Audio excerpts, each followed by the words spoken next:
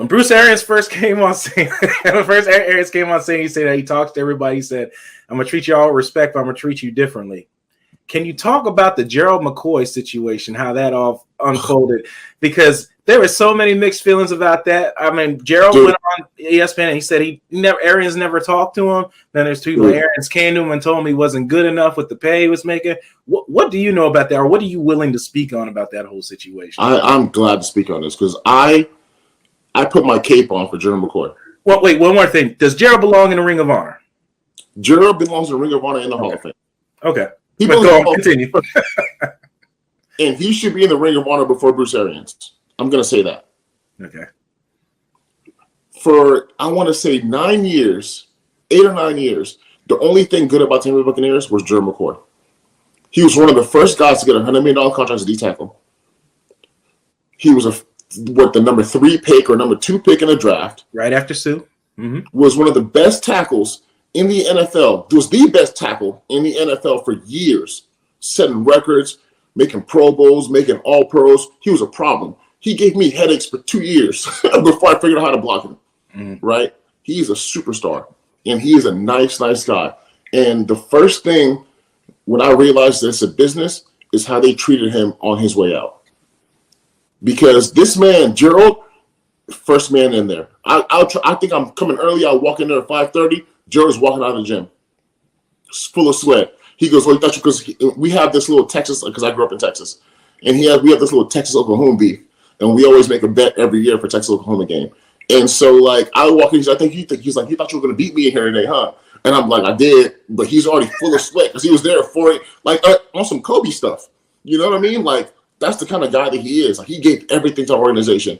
And when the new staff came in, and obviously a new staff comes in, they bring their own guys. Right. Like, at my beast with all that stuff like that, and it happens, right?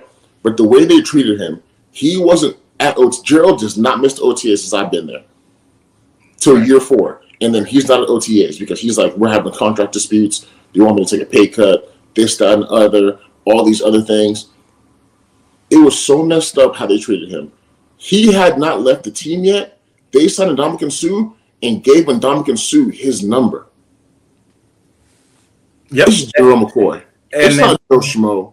It's Gerald McCoy. They gave Ndamukong Suh his number. And Ndamukong Suh had Rams gloves. And again, I love Suh. He's a great guy, right? When he's on your team, obviously.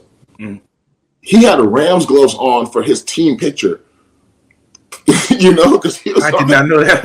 Yeah, no, I'm telling you, like, he had Rams gloves on, and like me and Gerald talk about these things, and it's just like they treated him awful for a star at his caliber, you know, and they just put his stuff in trash bags, and you know, like it's just like they treat him awfully, and it's a lot of disrespect, and it's just bad. Like the fact that they want to put in Bruce Arians to the Ring of Honor before they put Gerald McCoy in the Ring of Honor is a travesty, in my opinion.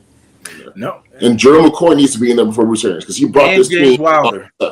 Yep, and James Wilder belongs in there. But yeah. I wanted to hear that from a player about Gerald McCoy belonging. But that's what Gerald was, and to disrespect him for me, I don't tolerate any Gerald disrespect at all. Because not only is he a superstar, not only is he class act. He's such a nice guy. Takes care of his teammates, does things for his teammates. He's friendly to everybody. He doesn't care if you are a a practice squad guy, whatever. He is an amazing guy. Like every week during camp, it was, hey, Gerald bought taco trucks so we can, have some food other than the food in the store. He bought ice cream and cones. Like that's the kind of guy that he is, right? Take you over to his house, hang out with you. Me and Gerald talk every single day. Dude is amazing. So I don't talk